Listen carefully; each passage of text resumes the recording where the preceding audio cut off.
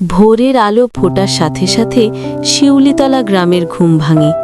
এই পুকুর, এই শাপলা, সব কিছুতেই গ্রামের গল্প লুকানো।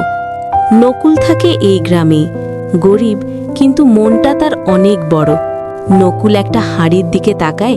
এটি তার দাদা রেখে যাওয়া একটা হাঁড়ি। এখানে জড়িয়ে আছে দাদার অনেক স্মৃতি। দাদা বলতেন, নকুল, এই হাঁড়ি কখনো একা ব্যবহার করবি না, করলেই বিপদ। গ্রামে মাইকিং হয়, প্রতিবারের মতোই শিউলিতলায় অনেক বড় মেলা বসবে। কিন্তু নকুল তাকিয়ে দেখে তার ঘরে একদমই চাল নাই। হঠাৎ তার হাঁড়ির কথা মনে পড়ে যায়। গ্রামের সবাই বলে হাঁড়িটা নাকি খুবই আশ্চর্য, এটি নাকি ভাগ্য বয়ে আনে। নকুলের মনেও লোভ ঢুকে পড়ে। সে দাদার কথা একেবারেই ভুলে যায় এবং একাই রান্না করে। কিন্তু সব খাবার পুড়ে যায়। নকুল তা দেখে অবাক হয়ে যায়। অবশেষে মেলার দিন এসে যায়।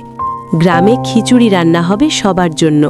নকুল তার দাদার দেওয়া হাঁড়িটা নিয়ে যায়। সবাই মিলে রান্না শুরু করে।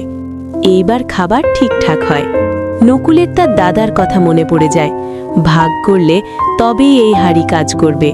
গ্রামের সবাই মিলে একসাথে খাবার খায়। নকুলের লোভের কারণে হাঁড়িটা ফেটে যায়, কিন্তু নকুলের মন খারাপ হয় না। শিউলিতলা আবার শান্ত হয়। নকুলও বুঝতে পারে ভাগ করলেই সুখ আসে।